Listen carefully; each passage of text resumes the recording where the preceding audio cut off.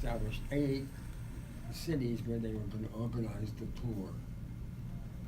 Cities or communities. One of those communities was something that was already in existence, which I helped organize, which was a project to organize unemployed, generally speaking, unemployed miners in a place called Hazard, Kentucky, in 1963.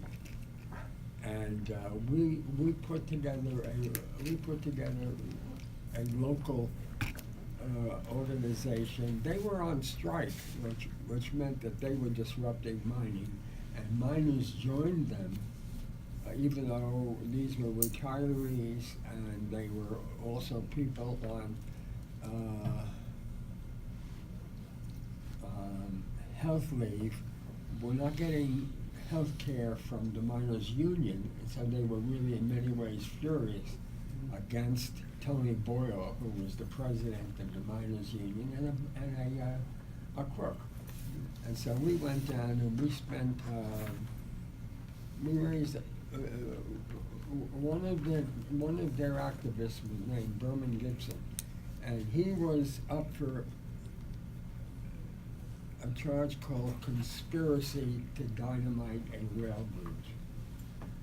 And we raised $40,000 to defend him. It takes a lot of money to defend people for those things. He was a miner, and we recruited. They had no money. We had no money really. We recruited 2 lawyers to help. In fact, to conduct the case. One was Philip Zipser, who was a labor lawyer in New York City, mainly with Teamsters and sanitation workers and a number of other unions. A very prominent left-wing labor lawyer.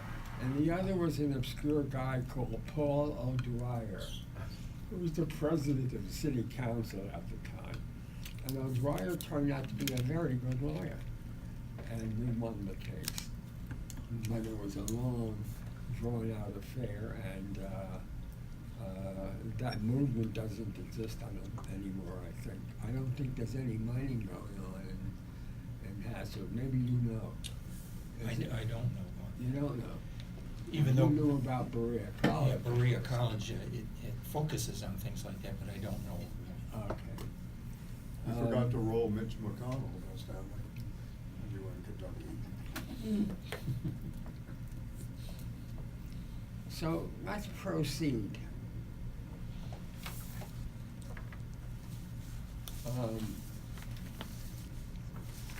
One is, I almost walked in the door and I got reverberations from an articulated view that this was hard to read, and one person said they had gone through 50% of it. I should think, Beth, that you don't get the stuff until you've read it 3 times, and that's not a comment on you, it's a comment on the problem of what it is to read theory. Especially when the theory of somebody like Adorno, who does not mince words. And when I say 3 times, I mean it not figuratively, I mean it almost literally. You get, I read it this time for this class today, for the 3rd time yesterday, and I picked up new things. Of course, I had gotten the general idea of what the piece was about before, because I've been reading this kind of stuff for a long time. Yeah. It's a little bit tooting my horn because I'm so excited I was able to read a lot of it, but I think it'll make people feel better. The only reason I wasn't wanting to commit suicide reading this is that I've spent the last 1.5 years reading Hegel with Russell Dale.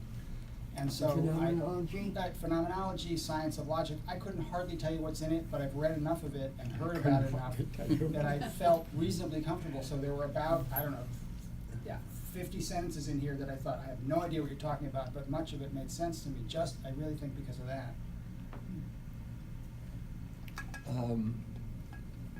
Anybody want to talk about their incomplete reading of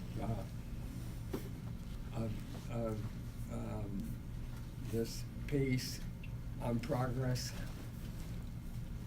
I guess my first question, just going through it, to open things up, would be the, what seemed to be like a theological aspect to it, where there A was... theological aspect, because a lot of words were Augustine. Ah, well, that was a clue. Yeah. But that was a clue. But talking about redemption of original sin, those things coming through were...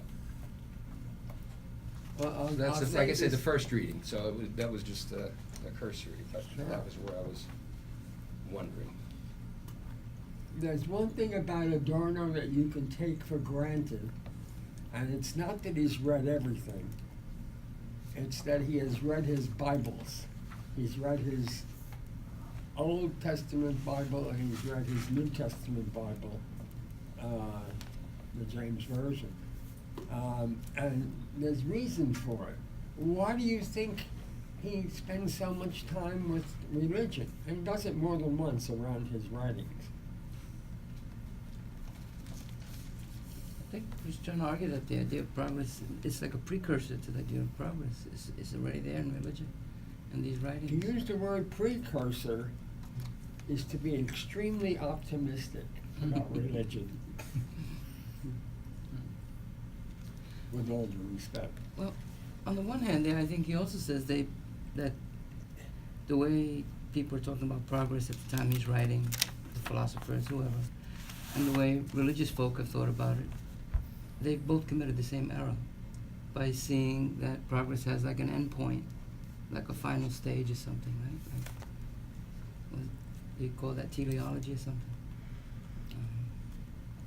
So they both make the same error in that sense. And Marx made that error. He's very clear about that. You know? At least some interpretations of Marx that see like history having a final stage. You know? Anybody else? Well, I found his, I agree with George, I found it very theological. And I just wrote down the names that he uses for God in the thing, in the piece. He refers to God as nature with intentions and purposes, world spirit, divine absolute, eternal invariant, being itself, and being as such. And he's writing at a time when everybody was talking about secularization. And he traces that, ironically, I think, back to Augustine and the distinction between the city of God and the city of man, the city of... Mm-hmm. And he said that set up the emptying of the term of progress of any kind of transcendent dimension and left it with just the material dimension. When we think of progress, we think of iPhones instead city, of, yeah. and we lose that kind of critical point of view provided by the transcendent. Well, if we can live in the city and make the city a livable place, then we can have some idea of progress. And I will say, I appreciate whatever we want to say about progress. I appreciate plumbing. I appreciate bidets. We just got a bidet at our house, and so I appreciate some of the small things. And so I appreciate being able to watch an Antonioni DVD at my house. I appreciate it, but I also see that there's one step up and two steps back. And reading it in this week is a really intense. I pick up lines. The concept of progress is dialectical, and I think that helps in this kind of a moment we're in. And I thought that's what you were sort of pointing out last week. You're asking us to say, what could progress be? The city of man versus the city of God. That's dialectical. So. It is, of course. He's not making the argument that dialectics begins with Hegel and then gets finished with Marx, and then we can forget it, like Anwar Sheikh would say at the New School. He thinks that dialectics goes through history at every stage, if you can talk about stages, which he doesn't make definitive, because in the last analysis, he doesn't really believe in stages. Mm. But dialectic is the way of the world. Now, you mentioned something that I thought was very interesting, which is his treatment of nature. What do you get at that in that? Well, I didn't give that an awful lot of thought, except it struck me when he's talking about nature and early on in the essay. He talks about it all the time. But his first one, though, references on page 144, I think. That's the second page. Second, right, this very second page, when he talks about nature as though it's conscious and is making decisions. Yeah. Towards the bottom of the page, he says, nature has set for mankind, the highest task which nature has set for mankind. Okay, that's some kind of planning going on there. What do you And then think- what just do you above that, he mean by refers to it? nature intending, just above that. Yeah, and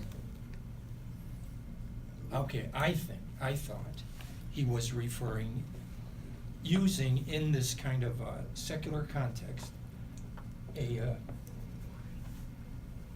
pseudonym for God. I mean, that's the way that people who find the term Yeah. God a degenerate term, a term that no longer communicates in any way that means anything to anybody except to reject it. I think that he is using these variant references in order to talk about the absolute God. Isn't he an atheist? yeah, you talking about Nick? I think, maybe if I could just interject, it seems to me that what you're citing here is he's setting up, what he Yes. is published later as or earlier as the dialectic of enlightenment, in a way. That the first move is really with Kant, right? That Kant has some idea of progress around the Enlightenment. And what you quoted is actually directly from Kant, not Adorno, but then Adorno's commentary on Kant, about progress as being part of, Kant's version of the Enlightenment. That we will have this universal cosmopolitanism, and is secular in some ways. I think he begins with a secular notion of progress.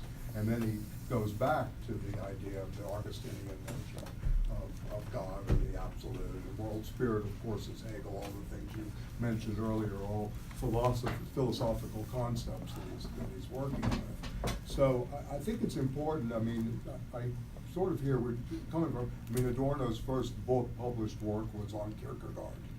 And, who, obviously is a religious thinker, the leap of faith and everything. But in that work, he really tries to talk about what's happening in society at that time is the interiorization of the bourgeois spirit. And this is what Kierkegaard is going through as the world spirit is marching ahead. And that Kierkegaard, in some ways, is a reaction towards, what Hegel would consider the idea of the absolute world spirit, unfolding in time. So, just to contextualize, Yes, trying to no. contextualize a little So- bit, vis-a-vis the text and its context. And, I don't know if it helps, but. It does. What is jarring about his formulation of the relationship of nature to human beings is that it is an intimate relationship. They are part of the same world. They are not, mind and body are not separate. Nature might as well be understood as having intentions, just like human beings do, in which case we have a suggestion after the dialectic of Enlightenment, which is 1944, we have the suggestion that concepts like mind versus nature are obsolete and wrong, and we have to rethink history, right? As if nature had both subjectivity and intention. That's a very radical idea even today. And what makes this difficult reading in part is that it's simply difficult to pick up on a first reading. Nature is not other. Nature is us. I would go even further. I thought I found in him a mysticism that would see unity, not just nature being us, but all of us being us, all of us being one. And I think yeah, that's the final. That's another theme of Okay. the same idea. Okay. That's right. I'm not sure how that ties into this contrast that, I'm not clear whether Adorno is making the contrast between civitas terrena and civitas Dei. No, Or he's whether not making- he's just referring back to Augustine and In though this- that in era. that case, he's referring back. Yeah, so and that era's sense of split. Yeah. So I'm not sure that I see very clearly where Adorno is stepping beyond there, or correcting that All split. right, let me then, in order to answer that, what is Adorno's conception of progress?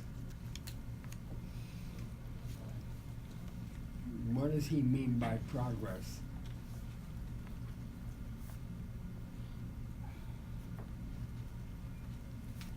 It seemed to me at some point he said something about everyone being happier. It wasn't that simple sounding, but Well, I think that's already part of it. The idea, the concept of generation. happiness is difficult for him to articulate.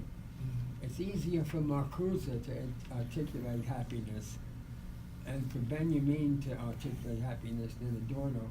Adorno is in many ways the soul with the Horkheimer of the analysis of critical theory, which is surfeited with doom and gloom. Yeah. But this is not that. What is It's progress? Is it Yeah. I'm reading the sentence, rather, progress would be the very establishment of humanity in the first place. Freedom from Which catastrophe. prospect opens up in the face of What its page? extinction. Well, I've got this horrible thing, this neuron destroyer. So on mine, it says location 3909, but Oh, it's boy. about, I'll tell you what it is, hold on. Counting the paragraphs in, well, Let's see. sorry. Looks like it's part of the whole first paragraph. He starts talking about Walter Benjamin. Does everyone see that sentence in Benjamin Yeah. Progress? Yeah, that's on page 145. Thank you. Yeah. Sorry. One thing that struck me is that the main point of the whole essay, with many, many parts, is that progress is an unfinished project. And it's an unfinished project because progress in itself would signify that humanity has arrived, and it has not arrived. We just had an election in 2016 in which we could argue that the United States exemplifies the split between humans and their other. And we have not achieved humanity. Humanity is ultimate reconciliation, in which, at this point, a good portion of the universe, of the planet's population, would require redemption. And the other part would have to understand that redemption, which is a religious idea, a theological posit, cannot be dispensed with. He did not learn this out of his own ass. He learned this from Benjamin, Yeah. who made redemption a terribly important part of his work. And he got it from the Old Testament. He got it from the Jews. Stanley, can I just make a translation remark for a second? Yeah. Redemption in German, the way Benjamin and Adorno use it, is solenta phenomena.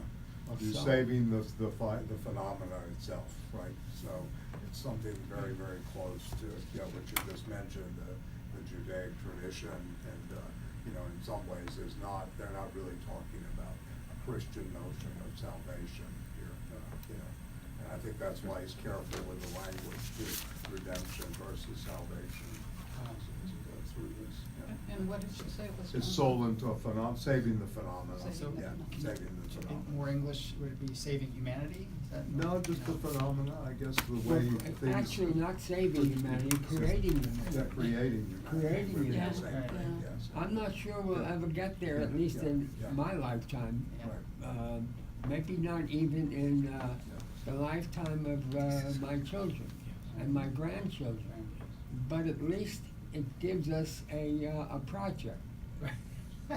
Without equal, Virtual but what's significant is that he does not posit humanity as a given.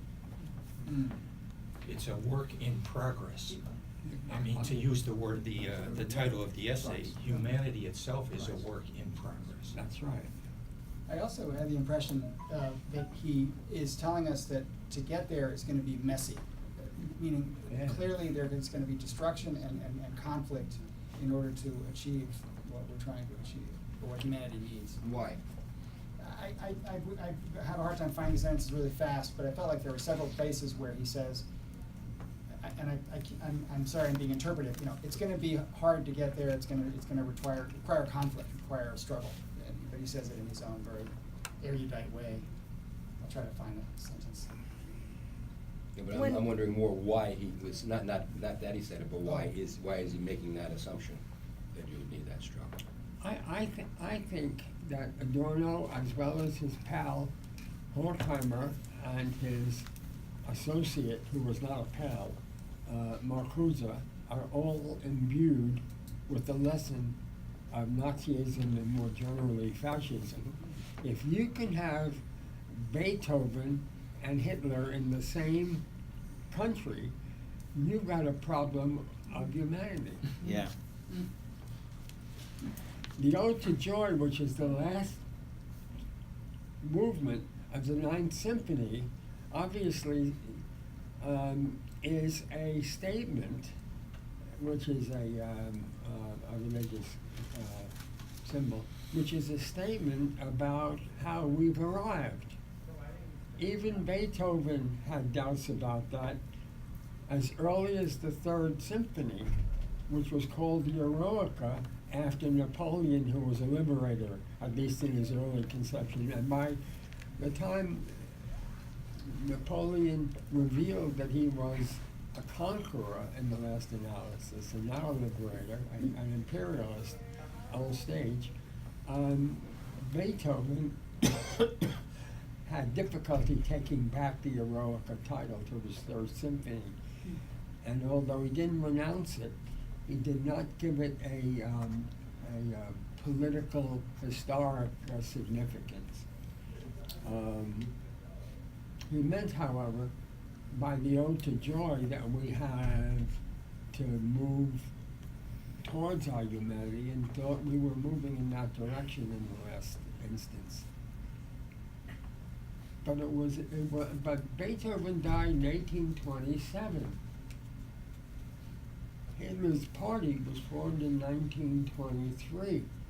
That is to say, less than a century later, you had a regression of major proportion, which was not taken seriously at all by the left or by the liberals in 1923.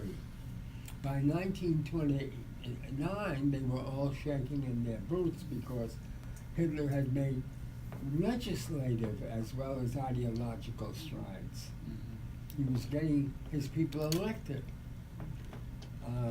And they were worried that he was going to take over, which he did. He did get elected in 1933. That gives you a sense of how serious this problem of the becoming of humanity Adorno thought it was. We, of course, with some exceptions, I guess even in this room, we, of course, as Americans, don't know shit from Shinola. Shinola being a Technical term. We've never been invaded the way most, or been in the middle of a war since the 19th century, at least. Unlike Europe, which was embroiled in war from the 18th century without pause, in one way or another. We could, but they couldn't even see it in 1923, 24, 25. And that's a different becoming. That's a becoming of dehumanization. For Adorno, fascism is a becoming. It's not a given fact.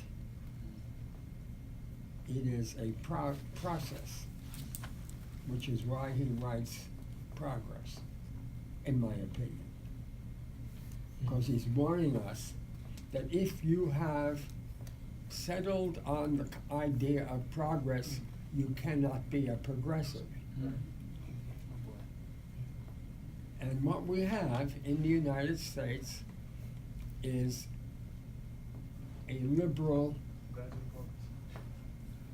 minority, but capable of taking power, which believes that progress is a settled matter. And humanity is an object, but not a concept of objectivity.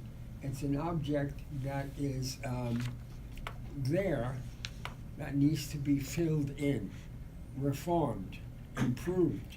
Gradually, right? Gradually, and the basic outlines, the basic contours of our polity, of our political life, have been established in a free way, if not by the founders in 1787, at least by Lincoln's time. Keep perfecting the union. That's all. I'm sorry? Keep perfecting the union, the idea of gradually Keep perfecting the union. I think that's the sense I got from Adorno, basically. to the You extent gotta I speak a could. little loudly Sorry. because I can't hear you. I can't move this wheelchair. Me neither. Yeah, the sense I got from Adorno, to the extent that I could get far in the reading, he's basically saying that the idea of progress itself is an impediment to real progress, the way it's employed, Yes, right. the way it's used. And Becomes an he obstacle was to writing justice. this in the United States. Most of his writing. On the basis of his analysis of the United States, he came here with Horkheimer in 1945, left in 1949, thought this continent of Northern America was hopeless, and they were glad to leave. But they did not have any great confidence that the United States would be on the side of angels, to use a religious term, when the time came to make the changes. So one question I have is whether part of our problem with the concept of progress is that we perceive it as he says and distinguishes Mozart and the Renaissance painters. He says that we perceive it as technique and tools, and instead of which is very obviously, Mentality. the iPhone element of our blockage about humanity, so. Sure. But I don't think he's completely rejecting that. I just think that he's objecting to reducing progress to those things. Yeah, no, I. Because he says something about that in the very beginning, I think that technologically we have come to the point where nobody should have Suffer. want Yeah. or suffer or be Yeah. hungry. Yeah. No? And he says it You're right. explicitly in the Yeah. chapter. Yeah, Technologically, we can do anything we Yeah, want. yeah. We don't have a problem of the forces of production, Yeah. would be his Yeah, words. yeah. The So- means of Yeah. production. I have a question, Yeah. so I thought that was really interesting, I did not get that he's saying the idea of progress is getting in the way of progress. But here I'm looking at a sentence, and I'm having trouble specifying the page too, because I got a electronic. Page what? Well, it's 209 in my thing, which is useless. It's, 209? Yeah, it's an electronic book. It's I'll not just the read- same I'll- essay, right? Yeah, it's different pagination. I'll read let's see. On my thing, it's about 10 pages in. How It's a about long- 147, maybe? Oh, that's a good idea. The key- What did so title- What's the, hold on, hold what on. is the? Yeah, it starts, it's a sentence, progress means, to step out of the magic spell.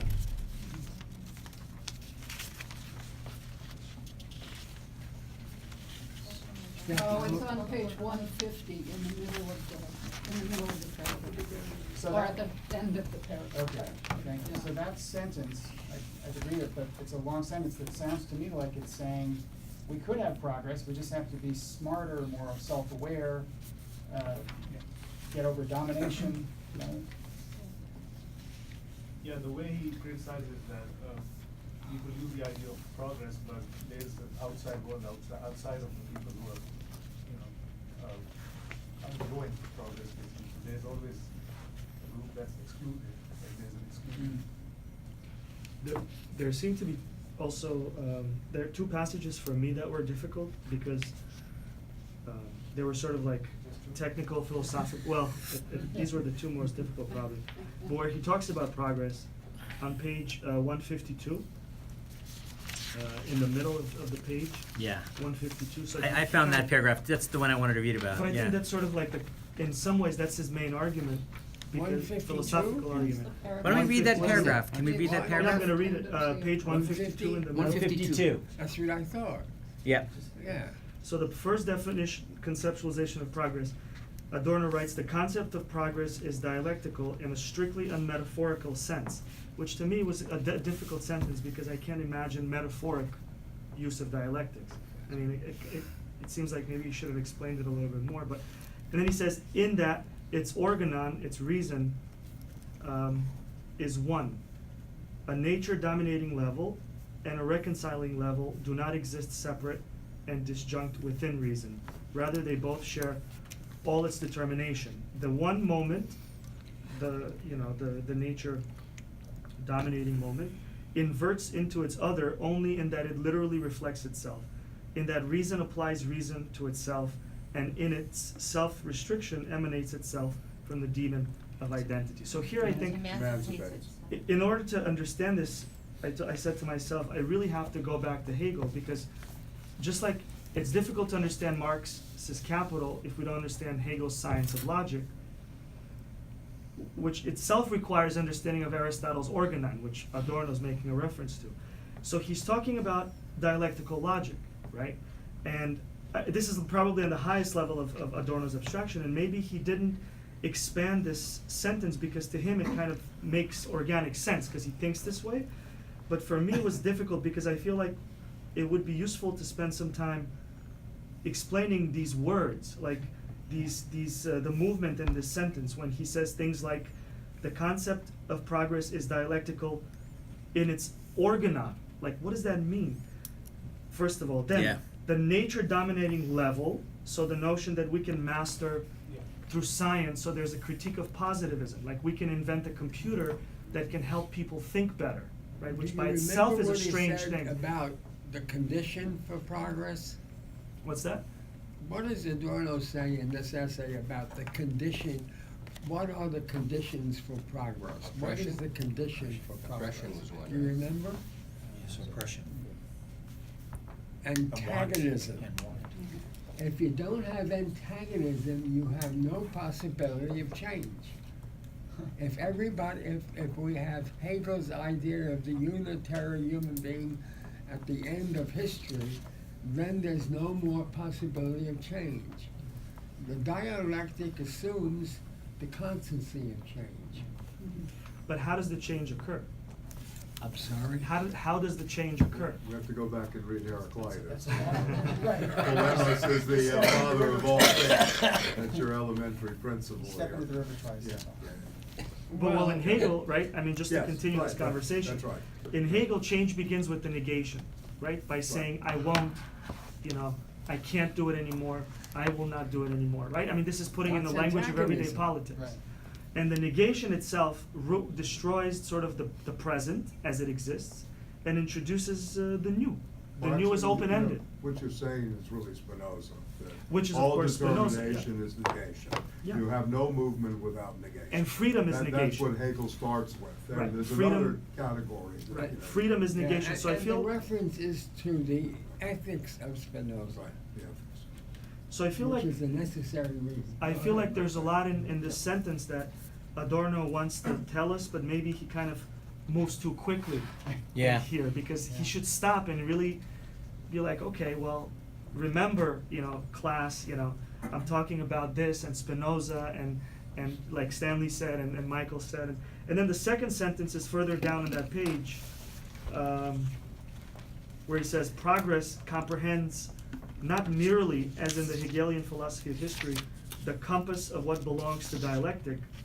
Rather, it is dialectical in its own concept, like the categories of the science of logic. And of course, he assumes that we know what the categories of the science of logic are. And then he goes on, absolute domination of nature is absolute submission to nature, and yet arches beyond this in self-reflection, myth that demythologizes myth.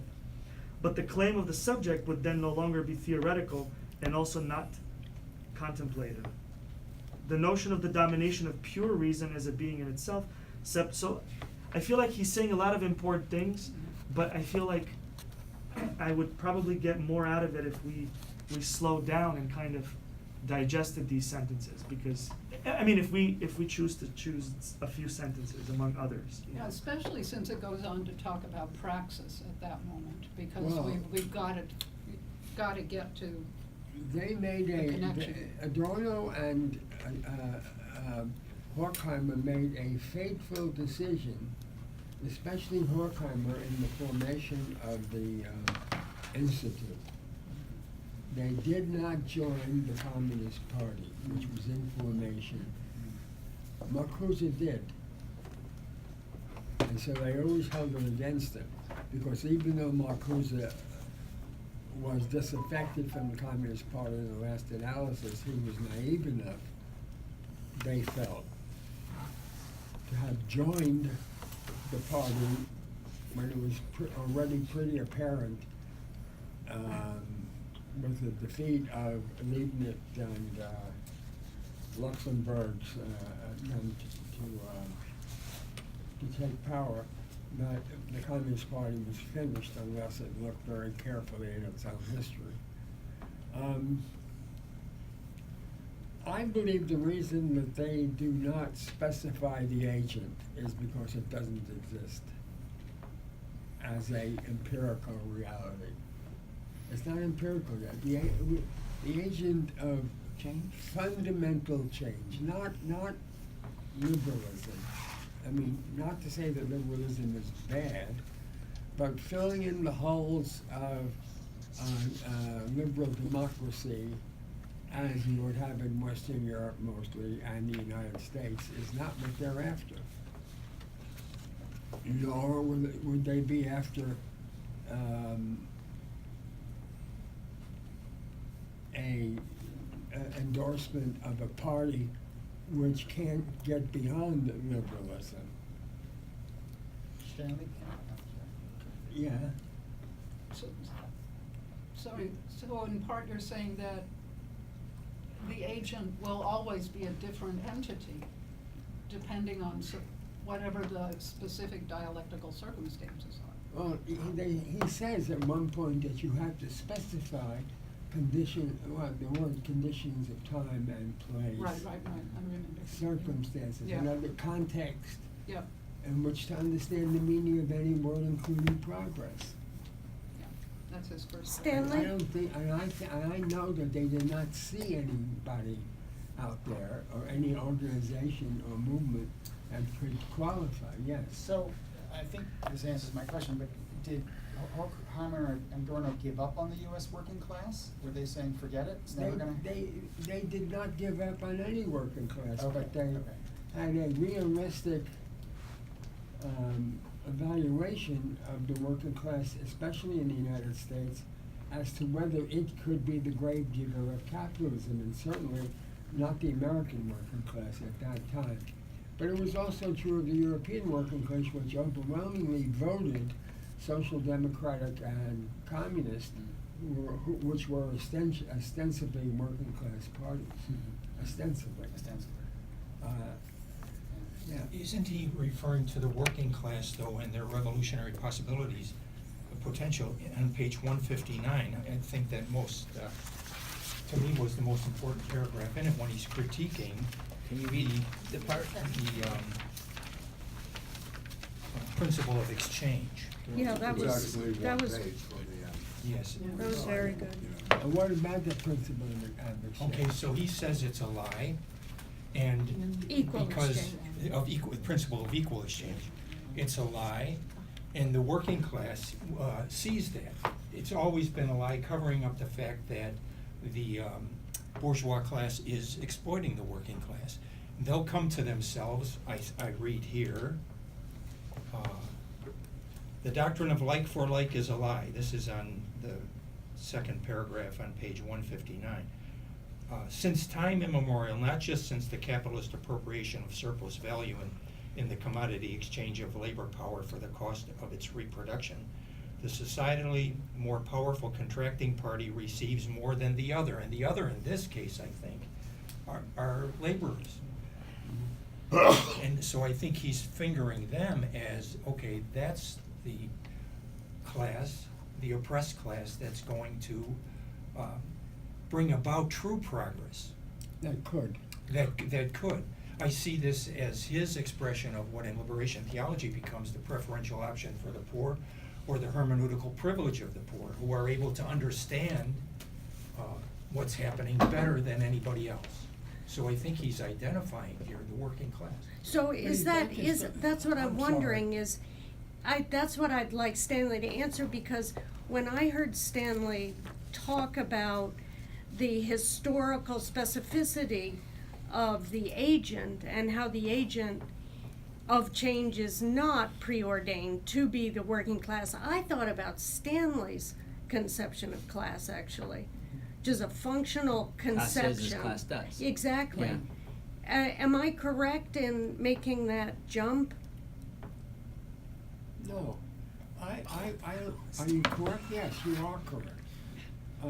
I think Adorno in this essay exemplifies the idea that Kate has articulated, which is that the agent, if it exists, would change depending upon circumstances. Whether it is, he goes to, when he says, not just in the capitalist epoch, but time immemorial, labor has been divided against itself. It produces more than it receives. And for that reason, labor, and whatever definition you have of labor, is really the subject. Now, it could change under different circumstances. What we consider to be, at this point in this country anyway, not labor, because it's not organized and it's very well compensated. That is to say, technical labor on computers, engineers, etc., may be as Gortz argued in 1965, Gortz and Millay, may be the true agents. But capital's wager is that if you pay people enough, they'll forget. Or if they forget, they're willing to paper it over. But there's evidence which is sporadic that it doesn't always work, the papering over, no matter what people make as income. But I mean, the one thing that has to be made clear about this is that if you are fixed on manual labor, as the orthodox Marxists still are, if you're fixed on manual labor as the agent, you've already negated the idea of progress, the concept of progress and the possibility of process in the becoming of humanity. Adorno says that, or you say that? No, Adorno's saying that. No, I'm extrapolating from Adorno's conception of progress. You can't read this as a given. If you read this as a given, you will understand some parts of it. But you have to always ask the question, so what? Yeah. What does this lead to? What are its consequences? What are the possibilities that it suggests? Those who produces now? You could argue ultimately that manual labor still is the main productive class. You could argue that that's no longer the case. But that's a debate that has to go on the basis of an examination of historical experience. Excuse me? We don't ever debate historical experience. We always are fixated on objects which we take as fixed things. And he argues against the notion of fixed things. So when you say, is it me or is it Adorno, I think it's Adorno and me. I mean, the whole idea of the progress essay is to say you don't know what it is because we haven't talked about what the process is. We are still looking backward. So much time, so much space is spent on the polemic against fixated objects. You can imagine what he would say. You might have to read the whole thing before you get it clearer. But I think it's all, not all, in a aggregative sense, but the concept is concentrated in this essay. Probably as much as anything else he or Horkheimer have ever written. As Or well Marx as, also. sorry. Yeah. I was just gonna say, as well as an all-out attack against concept fetishization, you know, he's really attacking how we fetishize concepts. That's right. Such as progress. At one level, he's chipping away at this throughout this essay. And, you know, I think you really pointed to an extremely good paragraph here, the last paragraph on 159, in bourgeois society, which comes up with the idea of progress. It's not coming from the proletariat or from below. I was This surprised notion, by that right? statement Yeah, at the right. beginning. Which created the concept of total progress is 159. The convergence of this concept with the negation of progress originates in the society's principle. That is of exchange, or exchange value, right there. Exchange is the rational form of mythical ever-sameness. Yeah. So in a way, I mean, Adorno is also pointing out, I think, in a sense, if you're gonna really mark a different society, you have to get out of this consistency of fixity about it's just more and more of the eternal recurrence of And more similarity, specifically, the same, etc. it's focused Yeah, on as well. means and not ends. Not, yes, and always on means, yes, instead of ends, right, right. It is the like for every act of exchange. The one act revokes the other. The balance of accounts is null. If the exchange was just, then nothing should really have happened, and everything stays the same. At the same time, the assertion of progress, which conflicts with this principle, is true to the extent that the doctrine of like for like is a lie.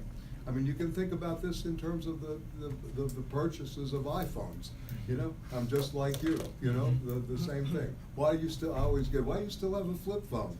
I said, well, I'm a drug dealer, that's how I am. They can't track me, you know. But I mean, seriously, when you begin to see this also feeds into how advertising, how, you know, the fetishization of everyday life and its needs are created, you know, planned obsolescence. All of these things, I think, are contained in this I paragraph. mean, in this sense, I also think, just speculative reading, I also feel like he's criticizing sort of the crisis of politics, the disappearance of politics, and its replacement by science. So, for Where do you example, find the original idea of the fetish as a displacement?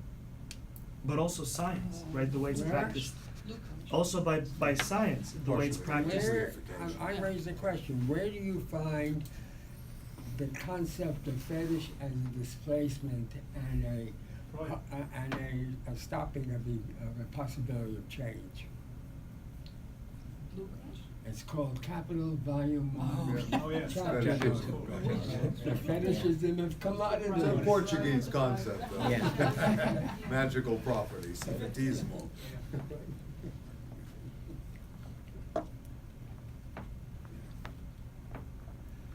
Anyway, I think also further down when he mentions Nietzsche and Zarathustra, thus thought at the bottom of page 159, the fulfillment of the repeatedly broken exchange contract would converge with its abolition. Exchange would disappear if truly equal things were exchanged. True progress would not merely be an other, capitalized, in relation to exchange, but rather exchange that has been brought to itself. Thus thought both Marx and Nietzsche antipodes of each other. Zarathustra postulates that man will be redeemed from revenge, for revenge is the mythical prototype of exchange, right? As long as domination persists through exchange, myth will dominate as well. The interlocking of the ever same and the new in the exchange relation manifests itself in the imagines of progress. I think that's a great term, the imagines of progress under bourgeois industrialization. What seems paradoxical about these imagines is that something different ever appears at all, that the imagines grow old, since the ever-sameness of the exchange principle intensifies by virtue of technology into the domination, going back to the, you know, the means of production here, you know, it's going through, by repetition within the sphere of production. The life process itself ossifies in the expression of the ever-same, hence the shock of photographs from the 19th century and even the early 20th century. The absurdity explodes that something happens where the phenomena says that nothing more could happen, its attitude becomes terrifying. In this experience of terror, the terror of the system forcibly coalesced into appearance. I'm reminded here of a great essay by Henri Lefebvre, Everyday Life and Terrorism, Terrorism and Everyday Life, Everyday Life in the Modern World, you know, how this has become part and parcel of our everyday. Anyway, I won't read it all, but when Benjamin talks as the dialectics as a standstill, in which, you know, Stanley will be reading later this semester, the work of art in the Age of Mechanical Reproduction. I think this dovetails into some of that thinking. Anyway, I'll shut up. There were times reading this that it reminded me of the Marcuse essay that you gave us, A Note on Dialectic. Us is who? Sorry? The Gave the Marcuse? art class last semester. Our class last semester, and the word us is used as too general, yeah. What was the essay? Marcuse's essay, A Note on Dialectic, in which he talks about the It's one a very thing. long essay, it's about 6 pages. Yeah. 5.5. That was really low. That's not a bad essay to distribute. Yeah. Yeah. But in that he talks about the importance of the negation. Yeah.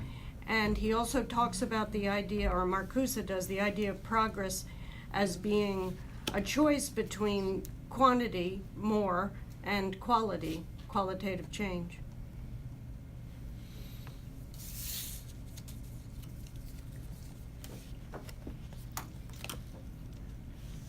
Well, as we've said before, Marcuse was profoundly aware of the wager that is made by bourgeois ideology that if you produce enough goods, you can quiet all the contradictions. You can paper them over. The contradictions don't go away, especially the one about the unequal labor exchange. But what does happen is that people have enough to eat. And if you have enough to eat and a roof over your head, you obviously have happiness. That's their view. And he's saying that ain't it. Before we go much further, I'm still stewing about the bottom of page 159 and just taking the assumption Yeah.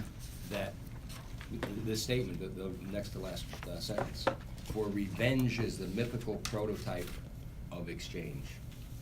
To accept that first of all, but as long as domination persists through exchange, myth will dominate as well. So my question is, are we to assume that domination must exist through exchange? Or can we, this notion of there's no such thing as equal exchange? And so I'm just stewing on that. Why not? If I can't Mutual if I can't exchange. give you my CD Yeah. for your Antonioni. Yeah, that's right. Yeah, and mutual exchanges is an important part of Okay, practice and living. but why assume the domination in exchange? I don't think 'Cause it's that a- he's It's human referring nature. here to exchange as Levi-Strauss would have it, which is, I'll exchange my Schoenberg for your, Antonio. Yeah. No, That's it's not more what he my means. wife for your wife, but anyway. He's talking about the exchange of labor, Okay. a product of labor. This But is. so then you're still stuck within a capitalist society then, right? Yeah, but it carries through your entire life. Yeah. Most people in the United States, let alone in any other place, I'm not talking about Saudi Arabia or Yemen, Mhm. most people in the United States are having trouble treading water. Making ends meet is Yeah. still a elusive goal. Yeah. Well, I'm not disputing that at all, but it's. But that's in some ways what he's talking about. Yeah. What about being redeemed from revenge? What's the vengeful aspect of exchange? You get pissed off when it's unequal. Hmm? I think You I think he was not in his Yeah. desire The anger to. of You have those who are righteous being anger. screwed I think in his by the, desire to criticize by that capitalist system. exchange under conditions of capitalist modes of production, he generalized maybe in a little sloppy way, and so I agree with you that the debates over exchange that's not coercive are like the cornerstone of radical politics. So in this case, Adorno maybe was just narrowly focusing on his critique of capital exchange under conditions of capitalism. So you're right. I mean, he maybe should have, we should understand it with a caveat that maybe he doesn't generalize it to exchange in general, to be always subject to myth. What I don't like about that though is it's still what I said at the very beginning. You have this whole theological aspect to the essay, and so it would seem to me that the statements that he's making have to still precede capitalism. And maybe I'm looking too deep or we're wondering too deeply, but I see something biblical in here that I don't It's get, surprising. Yeah. that I don't get. And this Anybody paragraph bring seemed up George? very Yeah, grounded in that's why I bourgeois came. society, this paragraph. Hmm? This paragraph seems to be grounded in the conditions of bourgeois society. Okay.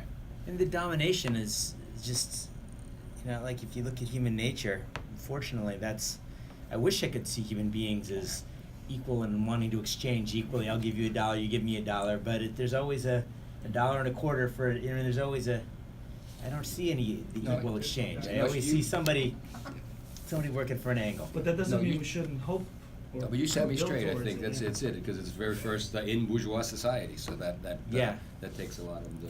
We are now in a period of history in this country where any reference, except for small groups, to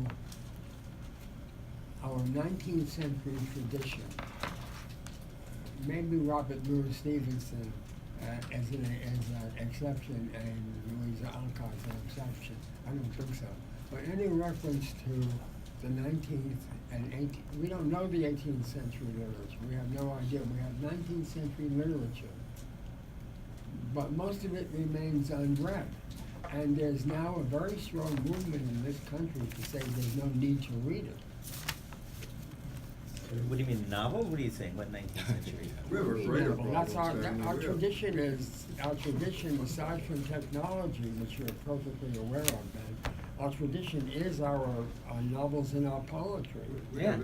We even have a more current problem in terms of history when you have a Mitch McConnell who can say Susan Collins' speech was on the level of Margaret Chase Smith's speech against McCarthyism, and it's similar when he's drawing analogies to this, to what went on with Kavanaugh. I mean, this is something that will be accepted formally in the society now, because people don't know the difference or the historical context.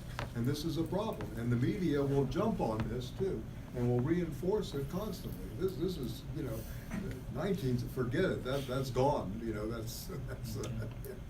And Remember that that's- Margaret yeah, Chase Smith yeah. was a senator from Maine, Like Susan Yeah. Collins. as his columns. Yeah, right. This is they say, this is the greatest speech since Margaret Chase Smith, and analogous to that, gave against Joseph McCarthy. Well- Can you imagine? I mean, but yes, it is the idiocracy, but I mean, this is a real, yeah. Can I ask But to about, them, that's progress. And that's another, yeah. while we're trying to sort of really unpack some of the sentences, I like after on page 160, after the Benjamin dialectics of the standstill, what Benjamin called the dialectic of standstill is surely less Platonizing residue than the attempt to raise such paradoxes to philosophical consciousness. Now, this next sentence, I'm just trying to unpack here. Dialectical images, these are historically objective archetypes. That antagonistic unity of standstill and movement that defines the most universal bourgeois concept of progress. So, I mean, I don't know how we can. I'm just trying to think how historically I don't know what that objective means either. archetypes. I don't Yeah, know what that I'm means either. That Yeah, seems I contradictory. couldn't Yeah. figure that one out. yeah. It's I can- dialectical, but it's bourgeois. I can chime in because this is a major annoyance for me with American books, that they have footnotes always at the end. Always at the end. And you have a nice footnote 17 on What would 356. what would an objective archetype really mean? I like Carl Jung. I don't know that there are objective archetypes. I mean, I don't. Well, French Revolution. Yeah. What did you say? The French Revolution, like events in history that signify Yeah. progress in the Yeah. bourgeois state. But it's a more general notion, isn't it? It's something that's a shared, yes. it's something that's external from perception, that is a pattern. Is that- Yeah, I mean, The the creation residue myth. refers to The flood. Plato's cave, where image is all that's seen, and the semblance, the shine, you only see the appearance, you don't really see the reality. So he's referring to that. No, but I'm sorry I Yeah, interjected yeah, no, it's my okay. own thoughts, Yeah, but I yeah. think the footnote, number Yeah. 17 on 356 Would be addresses what helpful you're to have. asking. Hmm? Would have been helpful to find that. On It's here. It's here in the 356. book. Oh, okay. Really? Page Okay. 356. What's it say? 356, footnote 17. Oh, okay. Can you read it? Or is it helpful? That's not You'd Adorno answer that. speaking, though. No. I'm looking for it. A thinly veiled allusion to the originary phenomenology of Martin Heidegger. No. She No, looks at. Adorno here, Adorno here and both, both go, invokes. go. Yeah. please, reread, please. I have it. Yeah. Footnote 17, Adorno here both invokes and corrects Walter Benjamin's theory of the, quote, dialectical image, the cognitive armature of the studies composing his unfinished Arcades project, which had Passigen Arbeit, I guess that's a German term. Benjamin, who Adorno felt was too much under the sway of the surrealists, had suggested that juxtapositions of historical material in, quote, constellations, unquote, would release the archaic dream and wish images lodged in the collective unconscious at the threshold to okay. modernity. Should I keep going? Yeah, please. In a now renowned exchange of letters, Yeah, we read that. Adorno rejected the theory's implied idealism. Quote, if you transpose the dialectical image into consciousness as a single quote dream, then not only has the concept been disenchanted and made more tractable, it has also thereby forfeited precisely the objective interpretive power which could legitimate it in materialistic terms. The fetish character of the commodity is not a fact of consciousness, but rather dialectical in the eminent sense that it produces consciousness. And then there's a citation. And then indeed, the present essay can be considered a practical exposition of Adorno's viewpoint.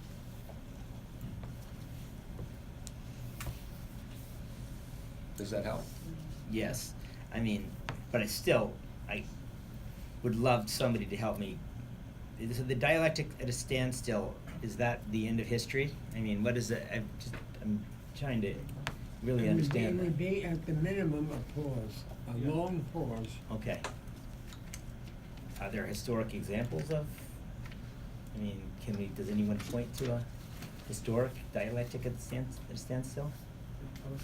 Post-war progress. Okay. Adorno was writing it, am I right? Okay. You know, happiness and growth, you know. Also, the lack of the production of new images, you know, a kind of recycling Okay. of the old always and just new garb. You Okay. know, this is all, you know, I think what he's talking about. And this is part of his, you know, some of his, you know, I think it gets much deeper in the aesthetic realm Yeah. when he argues with Benjamin about this, you know, Yeah.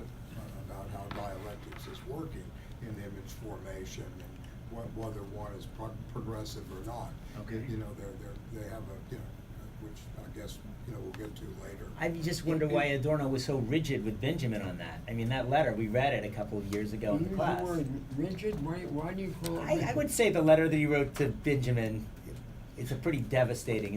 He sounds like a son of a bitch when he writes that letter. He sounds like Well, he he's is a son of a really, bitch. yeah, no, absolutely. I think I Benjamin's love dead. Benjamin. Yeah, but he didn't exactly help him out when the money was on the table. Hang on. Okay. I think the notion of dialectic at a standstill in the modern world could be most productively understood when you understand what the term progressive means in politics. The term progressive, as it's now being widely used from Bernie Sanders to Elizabeth Warren to any number of others, to every would-be leftist you can imagine who are really liberals, is to say we can change the world by having full healthcare for all, a universal Medicare, any of these things, which I'm for, but that's their limit. A series of reforms which make life better. They also make life tolerable within a capitalist system. What we had from 1945, generally, maybe even since the Second World War, but not before. Between 1945 and roughly 1973, is we had a period when large numbers of people had jobs that paid close to or at what we now call a living wage. What were you saying? Good old days. Good old days, right?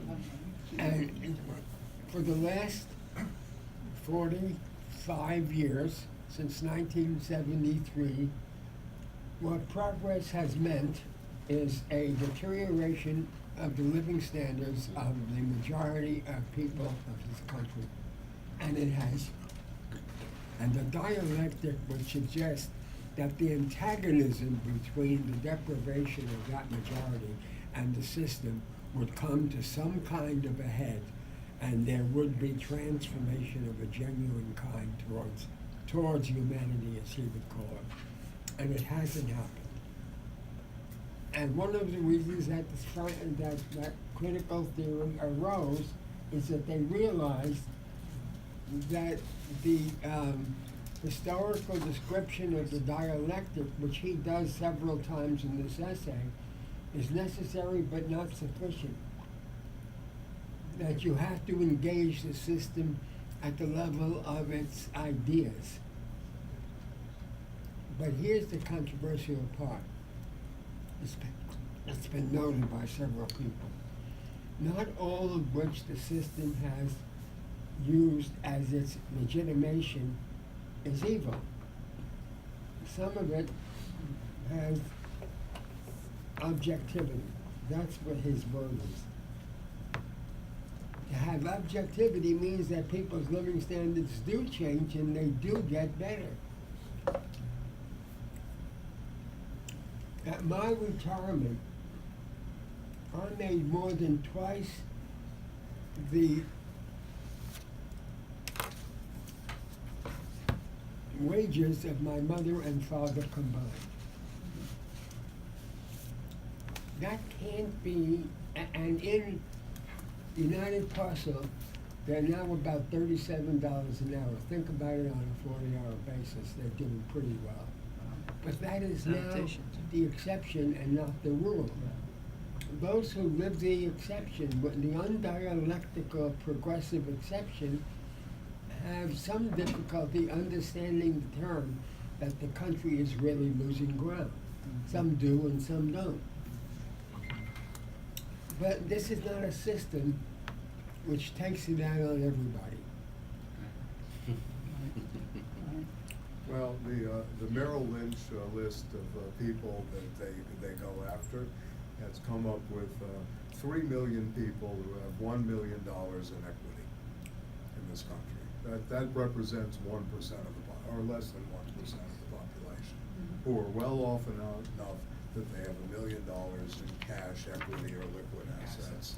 In that sense, that excludes housing. That excludes real estate. That's stocks, bonds, CDs, etc. So that's what we're dealing with, and these are the people that obviously have benefited from the erosion of the living or real wages for good 90% of the people that actually work for them.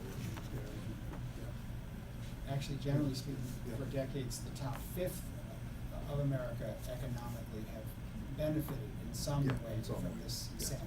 The top bottom 4/5 is stagnant or getting screwed. For them, progressivism works, right? Right, Yeah. right, and socialism for the upper middle class works. Right.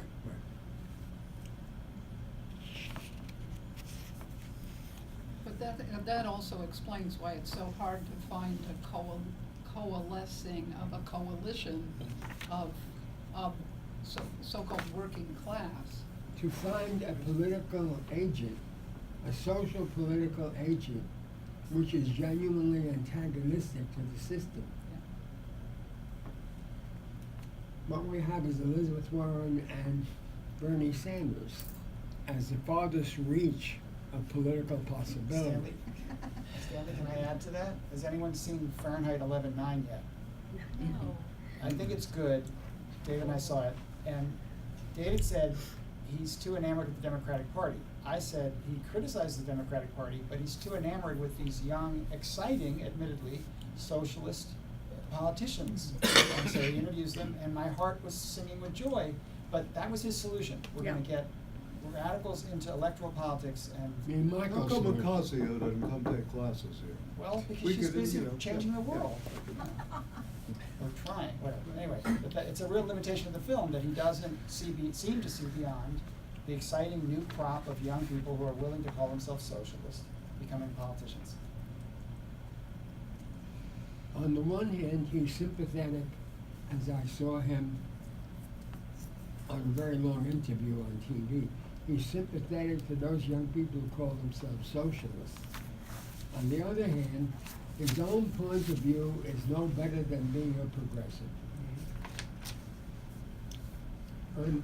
At this moment, progressive defines the extreme left wing of practical politics in the United States. And you have the, I'm sorry. The dialectic is at a standstill. And you have Fox News calling, I don't know, Elizabeth Warren left. Yeah.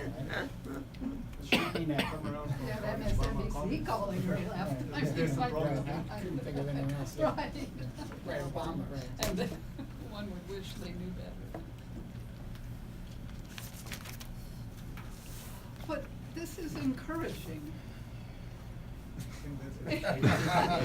I'm waiting to hear this one, especially from you. Yeah. You're expelled. I think the way I look at it as encouraging is that it's raising our consciousness to the fact that we just have to keep fighting, constantly fighting against, what does he call, radical evil, in order to have hope for progress occurring at some level, you know, so. Whatever progress may be. Yeah, whatever, you know, I'm not getting into the depth of his definition of many terms here, but that, you know, there are some times when you watch the news and you just sit back and say, I can't deal with this, I'm going to bed, or, you know, I can't deal with this, I'm just gonna eat Haagen-Dazs, you know, or drink Starbucks, but, you know, but if we can get a consciousness about the need to continue to struggle, you know, and I think that's what our issue is in praxis. Apart from slavery, Jefferson laid it out. He said, the country belongs to the people, and now I'm quoting, whenever they shall grow weary of the existing government, they may exercise their constitutional right of amending it or their revolutionary right to dismember or overthrow it. That's why he's not on We the don't money. have I would say and overthrow, serious dismember and conscious overthrow, not or. Another open to interpretation. Stanley, Dismember or overthrow it. Stanley, that's why No, he's no, not I on the know, I know, money. I'm just adding. Except the $2 bill that A nobody little used. more right force to the process there. Stan, in the context of that, can you talk a little bit about that horse thing, you know? Yeah, on decadence. What page? It's on page 150 at the bottom. And, well, it starts decadence, yeah. People feeding the horses. Yeah. Oh, yeah, And but- it's just No, this basically is that this is a famous Yeah. moment Yeah. in Turin that Nietzsche felt before a horse being Yeah. flogged We'll get and there. broke down. Oh, You know, the yeah. great Superman, the Oh. Uberman breaks down in front of a horse in Turin, Thanks, you know, where he Listen, embraces. Kate has a humility. question. Yeah. Yeah, sorry. And she's gonna read what her question is. Okay, yeah. Well, the imago of progress is encoded in a concept that all camps today unanimously defame, that of decadence. The artists of Jugendstil declared their adherence to it. Certainly the reason for this is not only that they wish to express their own historical situation, which in many ways seemed to them biological morbidity. Their urgency to immortalize their condition in an image was animated by the impulse, and in this they agreed profoundly with the Lebensphilosophen that truth was only preserved in that part of them that appeared to prophesy their own and the world's downfall. Hardly anyone could have expressed this more concisely than Peter Altenburg. Quote, mistreatment of horses. It will stop only when passers-by become so irritable and decadent that they, no longer in control of themselves, mad and desperate in such cases, commit crimes and shoot down the cringing and cowardly coachman. Inability to tolerate the mistreatment of horses is the deed of the decadent, neurasthenic man of the future. Until now, people have had only enough wretched strength not to have to bother with other people's affairs of this sort, end quote. Shall I read what Nietzsche experienced? No. Okay. Okay. Let's do a close read of that paragraph.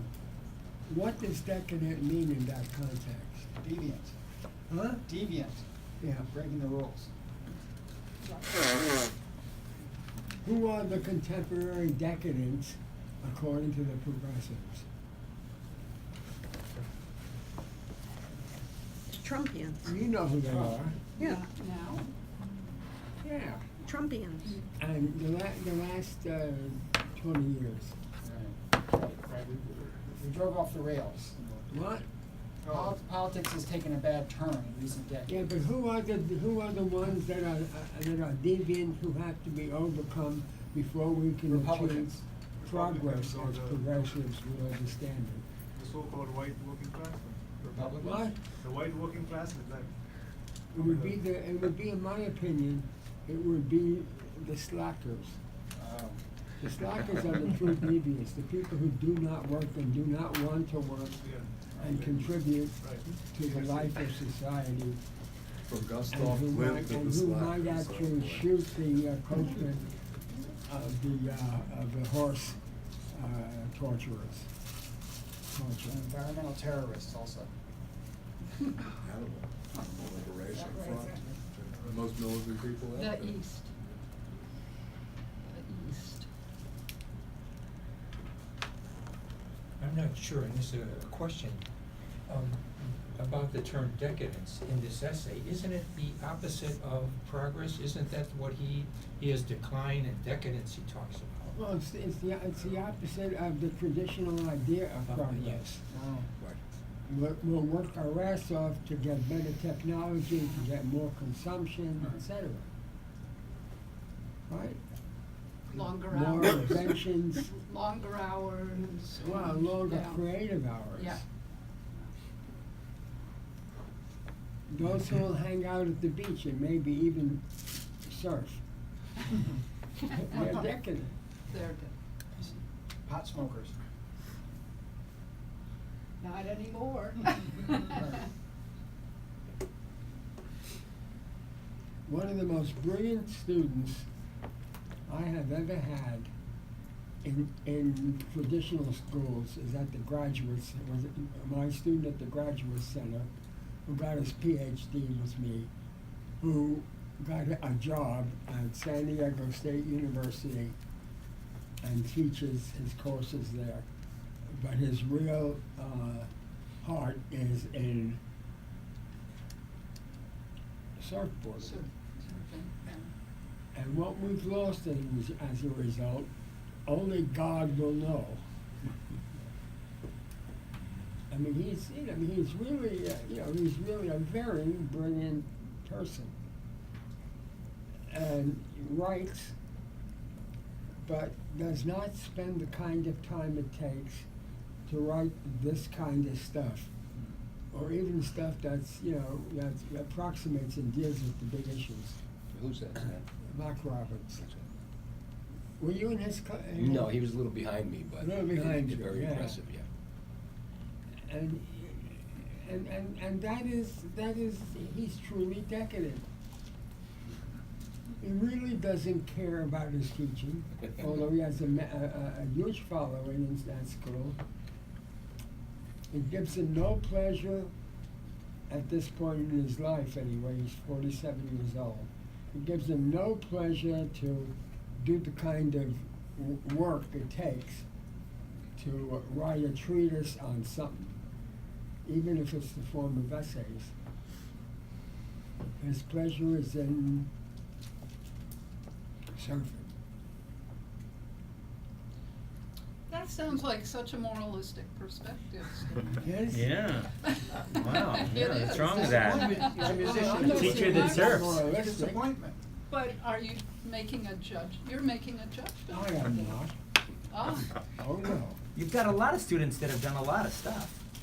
He's a musician too, I think. I mean, no, but you're saying that he could be better spending his time. I didn't say that. I didn't Oh, say okay. that. He has You're made his suggesting it. decision Okay. not to follow. They a- still drink beer together, don't worry, still visits. I mean, you pretty much say the American left are a bunch of imbeciles. I It's would pretty say this is low. characteristic of the American left. True or not true? So, I mean, If there's an American left, it's hardworking. Just to continue with what you brought up, Kate, I think. And not surfing. Yes, sir. I think Adorno has a very good, sort of conclusion to what you brought up later down in the next paragraph in 151. The prohibition against any brushed up in portrait of utopia that the dialectical theories of both Hegel and Marx issued keenly sniffs out any betrayal of utopia. Decadence is the nerve center where the dialectic of progress becomes, as it were, bodily appropriated by consciousness. Whoever rails and rages against decadence inevitably takes up the standpoint of sexual taboo, the violation of which constitutes the antinomian ritual of decadence. If the insistence upon this taboo for the sake of unity of nature-dominated ego, there rumbles the voice of deceived, unreflective progress. Yet for that reason, progress can be conceived of its own irrationality, convicted, of its own irrationality, because it always bewitches the means it uses into the ends it truncates. Of course, the opposing position of decadence remains abstract, and not least of all, because of this, it incurred the curse of being ridiculous. And this is the thing. Decadence mistakes the particularity of happiness, which it must insist upon for immediate utopia, for realized humanity, whereas decadence itself is disfigured by unfreedom, privilege, and class domination. It indeed owns up to all of these, but also glorifies them. Its wish image, unfettered erotic availability, would also be perpetual slavery, as in Wilde's Salome. It's against orgies. Who among us has read Eros and Civilization? Some. You're the one? Some, there's a couple of us. Two? Yeah, some of us. 3, 4. this is why he's against the Benjamin liking the surrealists, right? It's a little bit of the idea that the imagination is bigger. Written He's in being a little, 1955. Marcuse. yeah. My inclination, which is really a very strong part of critical theory, is for us collectively, even though you and I have read Eros and Civilization, to do a close reading of Eros and Civilization, which is written more popularly than Adorno, Mhm. but not conceptually shallow at all. Yeah. You see where we are, huh? How does Yeah. that feel to you? Sounds That's great. very, very strong part of Yeah. critical theory. I'd read it again. I love reading that. And sold 200,000 copies in its first edition. Adorno's Minima Moralia sold a lot of copies in Germany, but I don't think it was like more than 25 or 30,000, which in Germany that's a lot.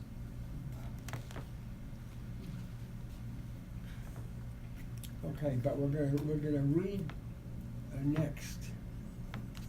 Subject object. What's next?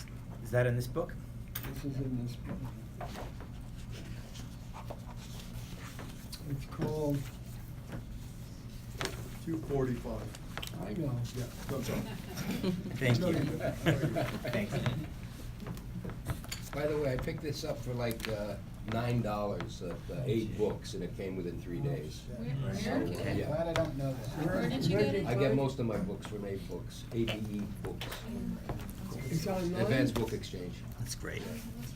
So, well, it's hard copies. They had like, it's brand new, they have like 10, more than 10 fully available. What are we reading next week?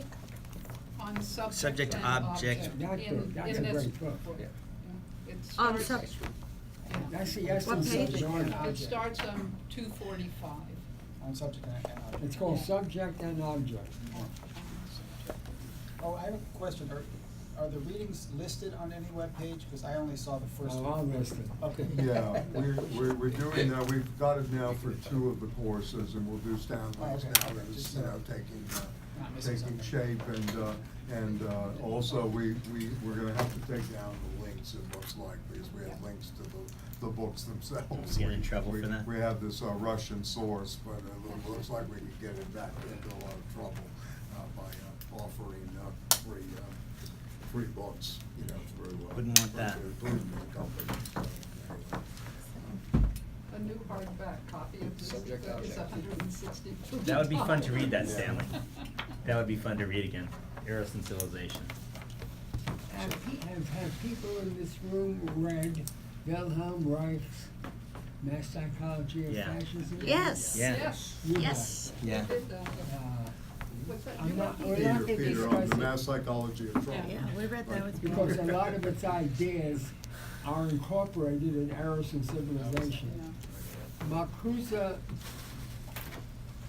acknowledges Reich's influence on his work, which I'm sure Adorno and Horkheimer were horrified by. So they didn't bring him to Germany. He ended up staying in the United States, would have loved to have had an appointment in the Institute. Oh. But he was not invited. And one of the reasons was because of Eros and Civilization.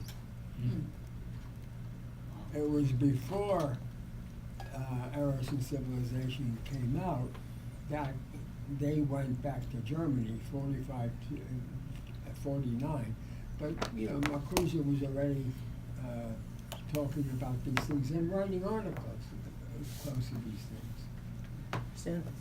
So we're gonna read Subject and Object, and then we're gonna read some things from Benjamin. Get the Hannah Arendt edited version of Benjamin's writings.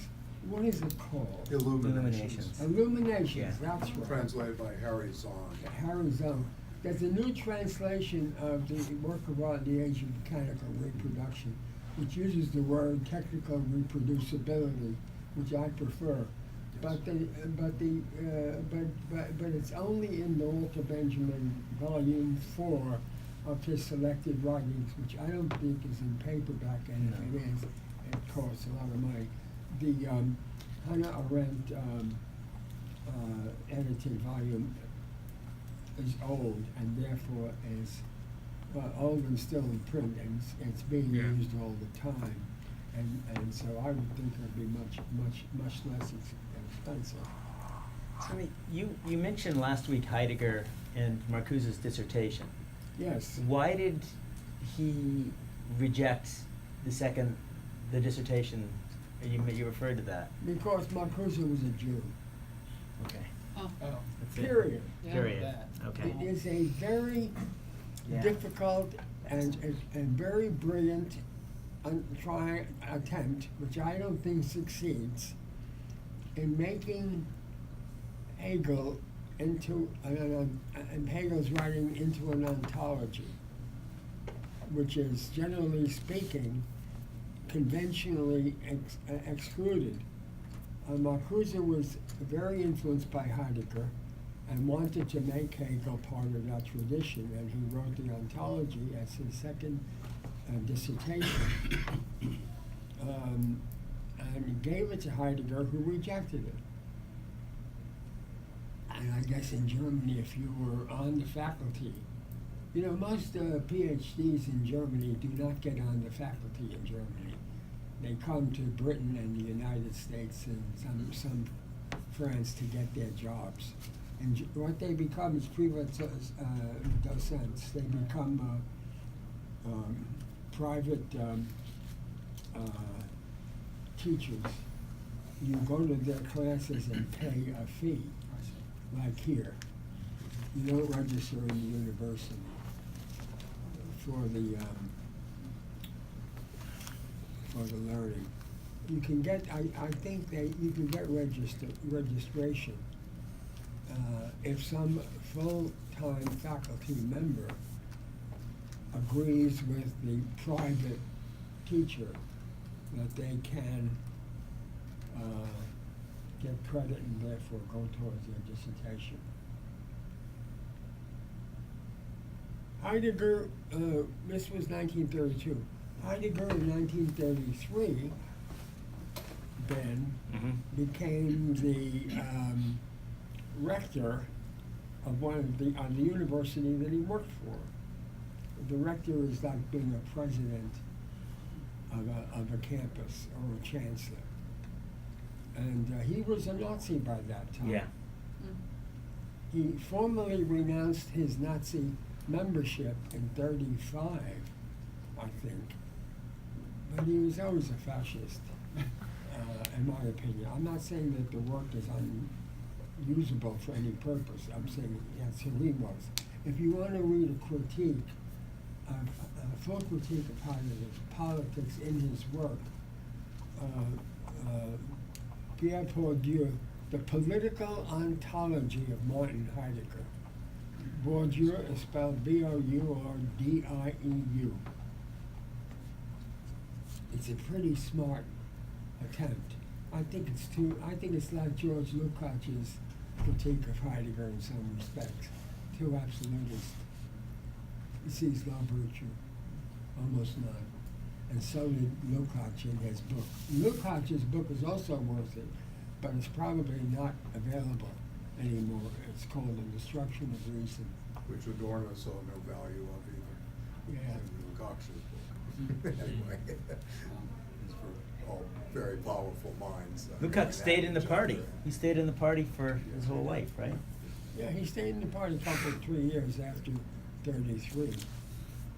He resigned finally from the rectorship. That's dangerous times. Dangerous But what's times. interesting is that if you read Heidegger on technology, although it's inferior, in my opinion, to Benjamin's treatment of technology, it's got a lot of smart things in it. It's pretty good, pretty critical too. Yeah. Are you planning what we're reading for on technology yet, Stanley? Have you chosen that for our class here? Yeah. Are you gonna share it? I think you have to read the Heidegger essay. You do? Yeah, no. I was afraid of that. It's all over the place. It's all over the place. What do you look at? Good class.